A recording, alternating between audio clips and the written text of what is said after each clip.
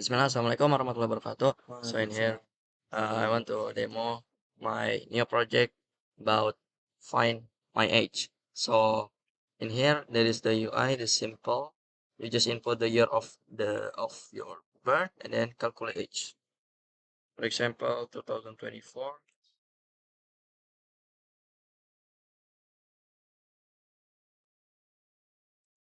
So like this, you put your age 2020, and then it will show you have entered the age of adult.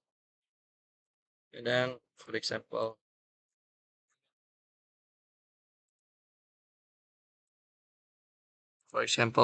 I just write 20, and then it will show you have entered the age of a child.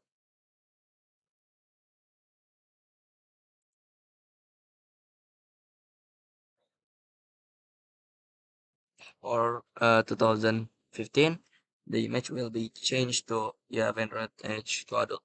Okay, that's my new project about find my age.